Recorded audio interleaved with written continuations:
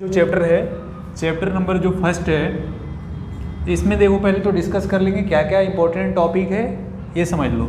Chapter number first में पहले तो देखो एक आएगा आपका √2, √3, √5। इसको प्रूफ करने के लिए कि ये क्या है, इरेशनल नंबर है, तो एक यहाँ से आप कर लेना, ठीक है ना। इसके बाद इसमें एक फार्मूला आता है LCM into HCF equal to होता है प्रोडक्ट ऑफ टू नंबर, ठीक है। तो यहाँ से मान लो अगर फर्स्ट नंबर निकालना है आपको, अगर कोई फर्स्ट नंबर निकालना है तो वहाँ पर क्या करेंगे, LCM into HCF divide by कितना हो जाएगा, सेकेंड नंबर, ठीक है ना। वैसे ही आप सेकंड नंबर निकालना चाहो तो सेकंड नंबर इक्वल टू हो जाएगा एलसीएम इंटू एचसीएफ अपॉन में कितना, फर्स्ट नंबर, ठीक है। अगर एलसीएम निकालना हो, क्या निकालना है, एलसीएम निकालना है, तो एलसीएम निकालने के लिए आपको क्या करना पड़ेगा, product of to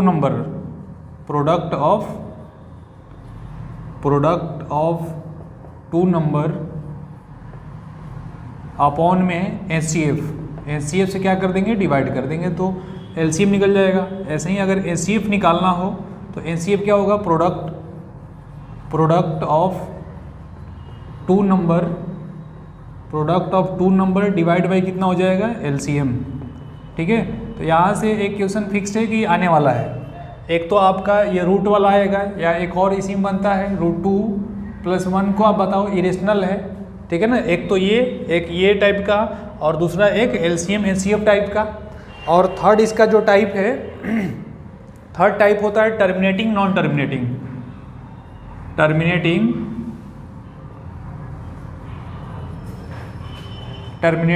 and non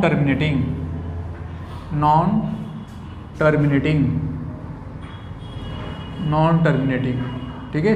यही देखो, ये भी एक नंबर का आता है, टर्मिनेटिंग है कि नॉन टर्मिनेटिंग है पता करने के लिए। तो सबसे पहले क्या करते हैं, डिनोमिनेटर देखते हैं। जैसे एक एग्जाम्पल लेते हैं, एग्जाम्पल में 7/75 है, इसको आपको बताना है बिना डिवाइड किए कि टर्मिनेटिंग है कि नॉन टर्मिनेटिंग है। टर्मिनेटिंग का मतलब ऐसे नंबर से जिसको डिवाइड करने पर कंप्लीट डिवाइड हो जाता हो, और नॉन टर्मिनेटिंग में डिवाइड नहीं होता है। तो यहाँ पर आपको बिना डिवाइड किए पता करना है कि ये टर्मिनेटिंग है कि नॉन टर्मिनेटिंग है। तो उसके लिए जो डिनोमिनेटर में है, डिनोमिनेटर का क्या करेंगे, फैक्टर फॉर्म में लिखेंगे। तो जब इसको फैक्टर फॉर्म में लिखेंगे तो ये क्या आएगा, 7/3 × 5⁻² आएगा, ठीक है। अब यहाँ पर जो आया है डिनोमिनेटर का जो फैक्टर है वो पहचानना है आपको।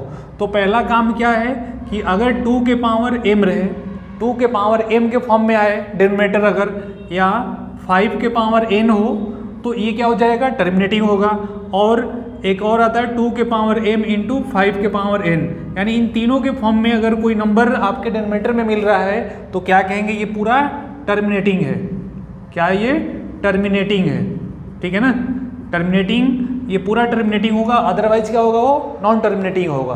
बात समझ में आ रहा है। तो इस चैप्टर में इतना आपको कर लेना है। अगर आप इतना कर लेते हो तो इससे बाहर कोई क्वेश्चन बनने वाला नहीं है, चांस ही नहीं है इससे बाहर जाने का। तो इसको अच्छा से तैयार कर लेना, इस टाइप का क्वेश्चन आप प्रैक्टिस कर लेना, ठीक है।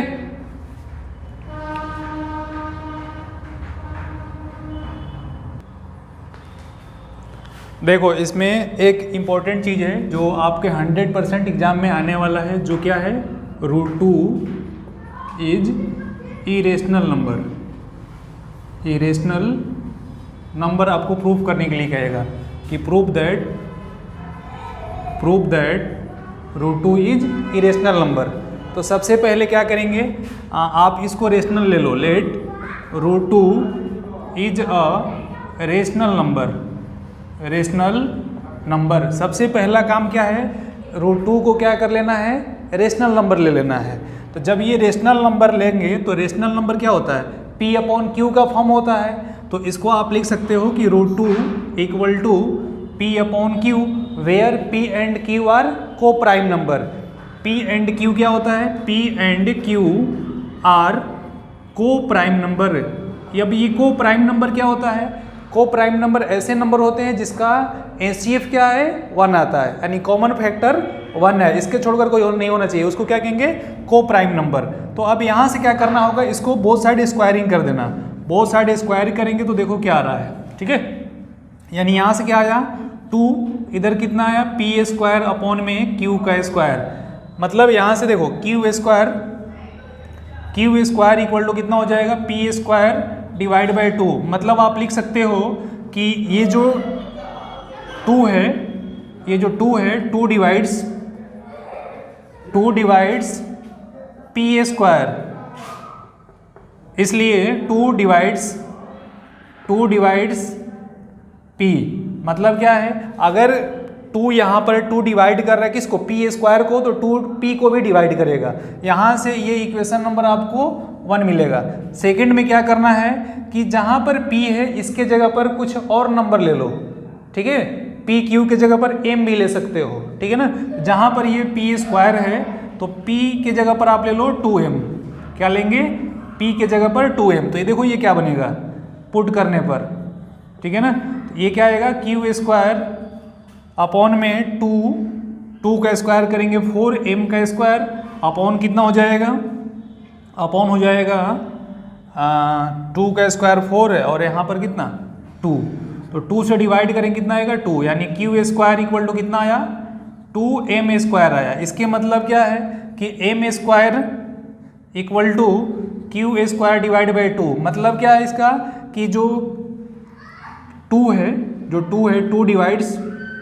2 डिवाइड्स किसको? q को, 2 डिवाइड्स क्यू स्क्वायर को, इसलिए 2 डिवाइड करेगा 2 डिवाइड्स q। यहाँ से इक्वेशन नंबर 2 फर्स्ट और सेकंड से आपको क्या मिल रहा है कि 2 क्या है यहाँ पर? 2 कॉमन फैक्टर आया, 2 इज कॉमन फैक्टर। क्या ये कॉमन फैक्टर है? लेकिन कॉमन फैक्टर नहीं आना चाहिए क्योंकि a और b क्या है यहाँ पर है? a b का मतलब p और q जो है, p और q क्या है यहाँ पर? को प्राइम नंबर है। तो जब ये को प्राइम नंबर है तो इसका 2 फैक्टर आ ही नहीं सकता। ये क्यों आ रहा है? क्योंकि आवर कंट्राडिक्शन इज रॉन्ग, यानी जो अपन गलत लिए हैं कि √2 क्या है? रेशनल नंबर है, जिसके चलते ये आ रहा है। मतलब इन दोनों इक्वेशन को कंपेयर करके आप बता सकते हैं कि ये क्या है? √2 रेशनल नंबर नहीं है, क्या है? ये इरेशनल नंबर है, ठीक है।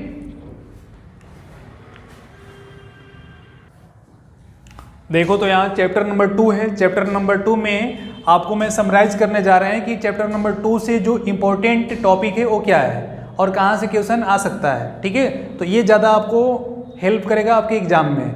जो शॉर्ट टाइम में आप इसका पूरे चैप्टर का रिवीजन कर दोगे और आपको ये कंफर्म हो जाएगा कि इस चैप्टर से जितने मार्क्स का ये है आप ऑब्टेन कर सकते हो, ठीक है। तो ध्यान देना इसको। इसमें आपको क्या है? पॉलिनोमियल है। चैप्टर नंबर जो 2 है, इस चैप्टर नंबर 2 में क्या पढ़ना है? पॉलिनोमियल। तो पॉलिनोमियल तो जानते ही हो, 9th क्लास से पढ़ते आ रहे हो पॉलिनोमियल क्या होता है, ठीक है। तो पॉलिनोमियल में ज़्यादा कुछ नहीं है। इसमें देखो एक क्वाड्रेटिक इक्वेशन रहेगा ax² plus bx plus c। अब यहाँ पर जो है इसका जो रूट की बात करेंगे, जीरोज की बात करेंगे तो 2 आता है, एक आता है अल्फा, दूसरा आता है बीटा। तो इसे आप इस रिलेशन में आपसे पूछता है क्वेश्चन क्या कि या तो इसका अल्फा बीटा निकालो और जब अल्फा बीटा निकल जाता है तो वेरीफाई भी करो। तो इसके लिए रिलेशन चाहिए आपको, किसके बीच में? Relation between alpha and beta. Alpha and beta के बीच में रिलेशन आपको निकालना पड़ेगा, ठीक है ना। तो अल्फा प्लस बीटा लिखना, alpha plus beta equal to होता है -b/a और दूसरा alpha into beta equal to होता है c/a, ठीक है। 2 फॉर्मूला आपको याद रखना है, यानी अल्फा और बीटा में रिलेशन दोनों का काम है वेरीफाई करने के लिए। अगर अल्फा बीटा ला दिया तो चेक भी करना है कि मेरा जो सोल्यूशन है अल्फा बीटा जो निकला है वो करेक्ट है कि नहीं है, तो यहाँ से आप निकाल दोगे। अब ये b और a और c ये सब क्या है? तो देखो यहाँ पर जो x² का कोफिशिएंट होगा वो क्या होगा? a होगा, और जो x का कोफिशिएंट होगा वो क्या होगा? b, और जिसमें x नहीं रहेगा वो क्या होगा? कांस्टेंट होता है, उसको क्या कहेंगे? c। तो इस तरह से आप निकाल लोगे इसको, ठीक है ना। इसमें एक और आपको क्या करना होगा? क्वाड्रेटिक इक्वेशन बनाना पड़ेगा कि आप बताओ कि क्वाड्रेटिक इक्वेशन कैसे बनेगा। मान लो दे रखा है अपने पास अल्फा प्लस बीटा, यानी सम ऑफ रूट गिवन है, कुछ भी दिया रहे इस पे। दूसरा है अल्फा इंटू बीटा गिवन है, और कह रहा है कि क्वाड्रेटिक इक्वेशन बनाओ, तो उसके लिए क्वाड्रेटिक जो फॉर्मूला है, क्वाड्रेटिक जो फॉर्मूला आएगा आपको, ये फॉर्मूला क्या है कि एक्स स्क्वायर प्लस, यहाँ प्लस की जगह माइनस लगाना आप, minus alpha plus beta into x plus alpha into beta, सीधे आपका क्वाड्रेटिक इक्वेशन का पैटर्न मिल जाएगा, जनरल इक्वेशन मिल जाएगा। और ये यहाँ पर तो है ही, इसके फॉर्म में आपको मिलेगा x square plus b x plus c के फॉर्म में मिलेगा। तो इस चैप्टर से ज़्यादा कुछ खास नहीं है, 2-3 नंबर का जो चैप्टर है उससे मेन चीज़ इसमें रूट्स निकालना और रूट्स में रिलेशन, इस पर फोकस करना है। दूसरा पॉइंट इसमें ये है कि ये जो यहाँ पर गिवन है, ये रिलेशन के साथ क्वाड्रेटिक फार्मूला है, तो क्वाड्रेटिक फार्मूला आप बनाना सीख लो। उसके लिए क्या करेंगे, x square minus alpha plus beta into x plus alpha into beta, ठीक है ना। और इसमें एक और आता है कि पी एक्स रहेगा और दूसरा क्या रहेगा, जी एक्स रहेगा। तो कहेगा कि बताओ कि जी एक्स पी एक्स का फैक्टर है कि नहीं है, पी एक्स का जी एक्स फैक्टर है कि नहीं है। तो क्या करते हो आप, जी एक्स को सबसे पहले 0 के इक्वल करके यहाँ से x की वैल्यू निकालते हैं और x की वैल्यू यहाँ पर पी एक्स में पुट करते हैं। अगर 0 आता है, अगर इसकी वैल्यू क्या आ जाए, 0 आ जाता है, तो उसको क्या कहेंगे, जी एक्स पी एक्स का फैक्टर है, ठीक है ना। हाँ, तो ये चैप्टर नंबर 2 आपको इजी है, आसानी से आपको इस चैप्टर से जो क्वेश्चन आएंगे सॉल्व कर लोगे। चैप्टर नंबर 3 को देखो। चैप्टर नंबर 3 काफ़ी इंपॉर्टेंट है, इसे भी 4 या 5 मार्क्स के क्वेश्चन पूछे जाते हैं। अब मैं आपको ये बताने वाला हूँ कि क्वेश्चन किस टाइप का आएगा और कैसे उसको सॉल्व किया जाएगा और कैसे आसानी से मार्क्स उसे ऑब्टेन किया जाएगा। तो ये ध्यान देना। पहला बात इसमें कि इसमें पढ़ना क्या है, पढ़ना ये है कि पेयर ऑफ लीनियर इक्वेशन क्या होता है, किस टाइप का होता है, जनरल इक्वेशन उसका क्या होता है, कैसे उसको सॉल्व करके एक्स और वाई की वैल्यू फाइंड आउट किया जाता है, ठीक है। उसके बाद वर्ड प्रॉब्लम है, इससे ज़्यादा फोकस करना वर्ड प्रॉब्लम पे। वर्ड प्रॉब्लम इससे रिलेटेड जितने क्वेश्चन हैं सबको कर लेना आप। तो इसमें ये देखो कि pair of linear equation, pair मतलब जानते ही हो, पेयर का मतलब क्या होता है, जोड़ी, पेयर का मतलब जोड़ी, ठीक है ना। और यहाँ लीनियर का मतलब डिग्री इसका कितना हो जाएगा, 1 होगा। और इक्वेशन का मतलब जानते ही हो, इक्वल इसमें दिखेगा। तो आपको क्लियर हो गया होगा कि पेयर ऑफ लीनियर इक्वेशन। अब इसका जनरल फॉर्म क्या होता है, जनरल फॉर्म इसका ax plus b y plus c equal to क्या हो जाएगा, 0 हो जाएगा। Pair of linear equation, equation है मतलब इक्वल भी है, और डिग्री इसका देखो, डिग्री इसका सबका क्या है, 1 है, मतलब ये लीनियर है।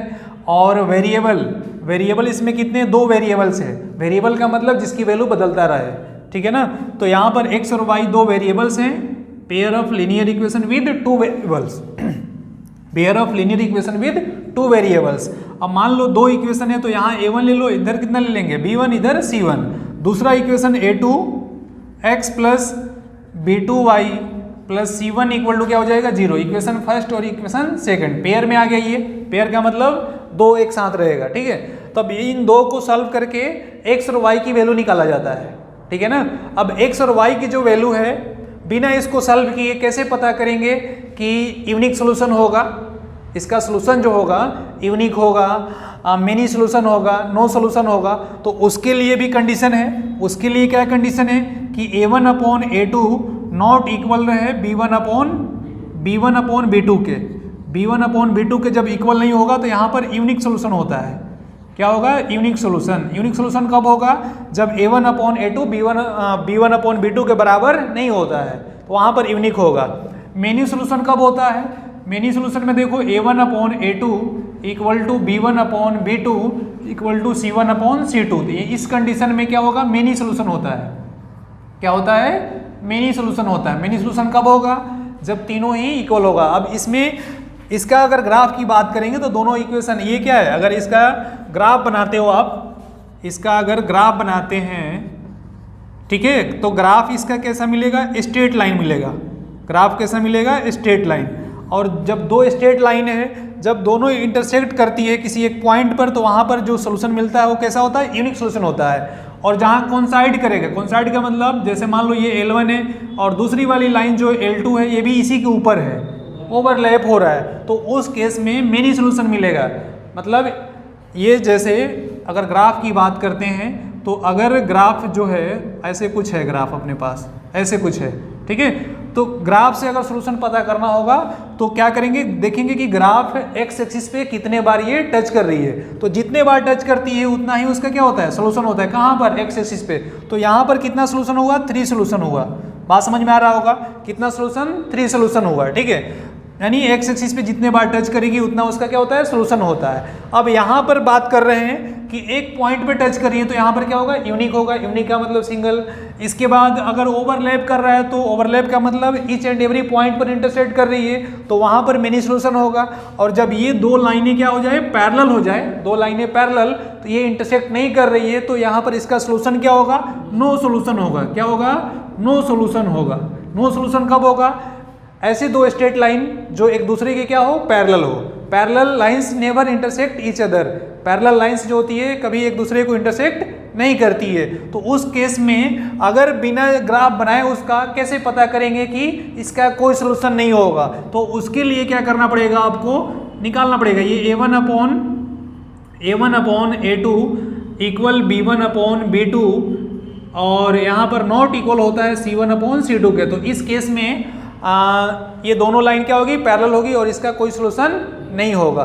तो इस पूरे चैप्टर की जब बात करें तो मेन देखो, एक तो आपके इस पे फिक्स्ड है मेनी सोल्यूशन और यूनिक सोल्यूशन पे, ठीक है, ये मेनी और यूनिक को आपको ध्यान में रखना है। यहाँ से क्या निकालना होता है, के की वैल्यू निकालना होता है, के या पी की वैल्यू निकालते हैं जो 2 नंबर या 3 नंबर का क्वेश्चन आता है, ठीक है। दूसरा बात ये है कि ये जो पेयर बनेगा, पेयर में एक्स और वाई की वैल्यू निकालने के लिए कहता है। तो इसका सोल्यूशन निकालने के लिए 3-4 मेथड है। पहला मेथड क्या है इसका, पहला है सब्स्टिट्यूशन, दूसरा है एलिमिनेशन, तीसरा है क्रॉस मल्टीप्लिकेशन और फोर्थ है बाई ग्राफिकल। ये तो अलजेब्रिकली था 3 और ग्राफिकली भी है। तो ग्राफिकली इधर ये भी बता दिया कि कहाँ पर कब होगा, कितना सोल्यूशन होगा, ठीक है। और इसके बाद वर्ड प्रॉब्लम तो फिक्स्ड है, वर्ड प्रॉब्लम आप इसका अच्छे से प्रैक्टिस करना, वर्ड प्रॉब्लम ही आने वाला है, ठीक है ना। जैसे बोट हो गया या सन फादर के बीच के जो रिलेशन है उसमें आपके एज पूछ देगा कि इसका एज कितना होगा बताओ, ठीक है, या कोई 2 डिजिट का नंबर पूछ देगा 1 टेंस में रिलेशन देकर। तो इन सब जो मेन इंपॉर्टेंट क्वेश्चन है उस पर जाके आप प्रैक्टिस करना और ये आप इसको देखना। नेक्स्ट देखो यहाँ पर चैप्टर नंबर 4 है। ये चैप्टर नंबर 4 ही जो है काफ़ी इंपॉर्टेंट है। जो चैप्टर नंबर 4 है काफ़ी इंपॉर्टेंट है, इससे भी क्वेश्चंस कंपलसरी है, आने वाला है। और मैं आप लोगों को आज ऐसे क्वेश्चंस या ऐसे फार्मूला बताने जा रहा हूँ जो 100% एग्जाम में आने वाला है, ठीक है। इसको अगर कोई पढ़ के जाता है तो फिक्स्ड इस पर आने वाला ही है, उसको कोई चेंज नहीं करेगा, ठीक है ना। तो इसमें सबसे पहले पढ़ना क्या है, चैप्टर नंबर 4 का हेडिंग क्या है, तो इसमें है क्वाड्रेटिक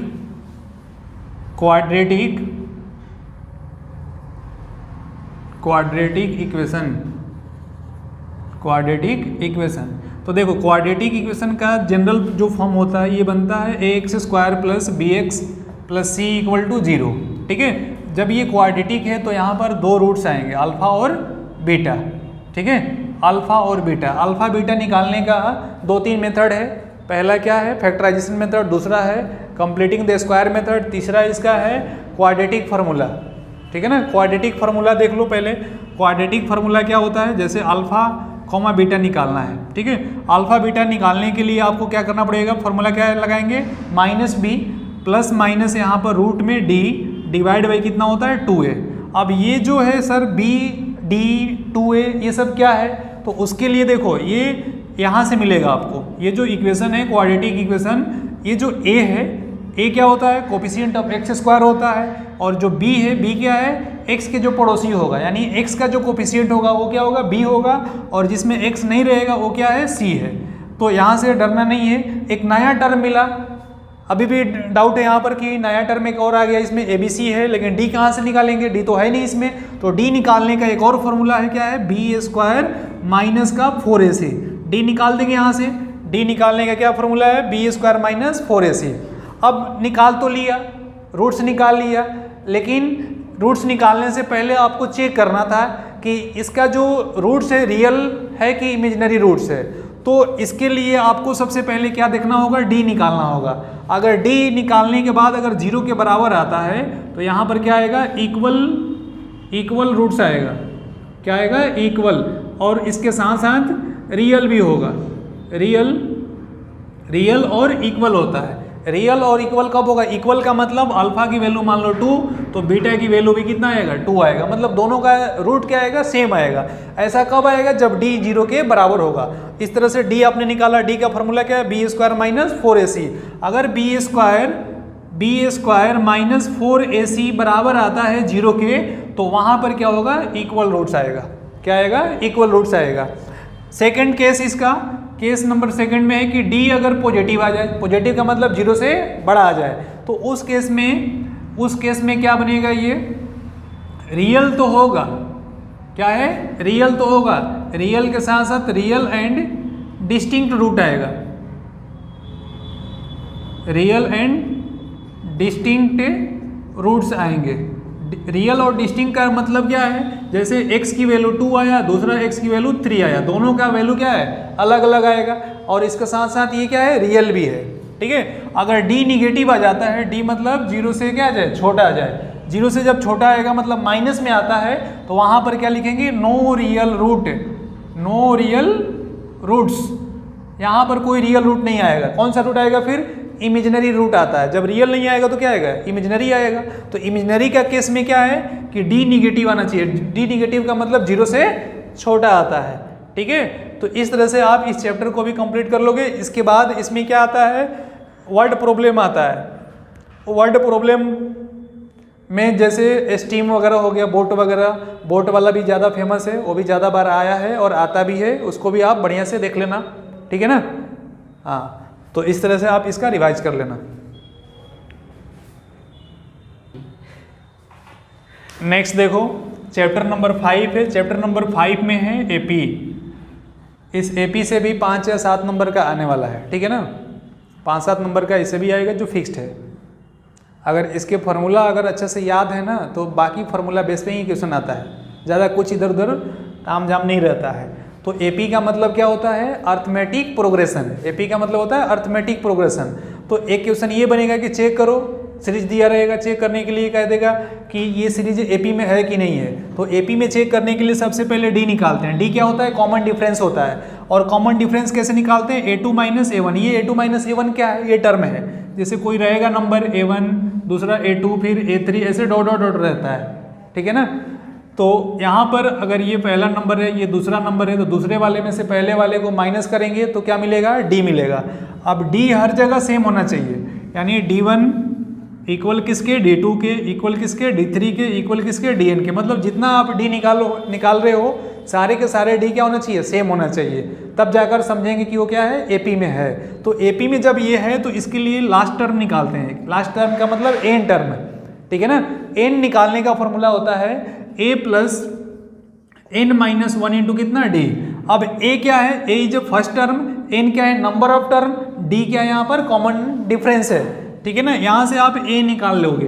जब a निकल गया तो दूसरा पूछेगा Sn बताओ। Sn का फॉर्मूला क्या होता है, Sn का फॉर्मूला होगा n/2 into 2a plus n minus 1 into कितना, d। ठीक है, इस तरह से आप Sn निकाल दोगे। Sn क्या है, सम है। जितने टर्म्स हैं, जितने नंबर से सबका सम निकालना हो तो उसके लिए क्या करना पड़ेगा, n/2 into 2a plus n minus 1 into कितना, d। वहाँ से आप Sn निकाल दोगे। अगर ये फार्मूला है, इसके साथ अगर दूसरा कोई फार्मूला लगाते हो, जैसे लास्ट टर्म आपको गिवन है, लास्ट टर्म गिवन है, तो उसके लिए क्या करेंगे, n/2 और यहाँ जो 2a है वहाँ पर a रखो और इधर l रखेंगे। l का मतलब लास्ट वाला टर्म है, यानी n/2 whole into a plus कितना हो जाएगा, l हो जाएगा। यहाँ से आप Sn निकाल लोगे।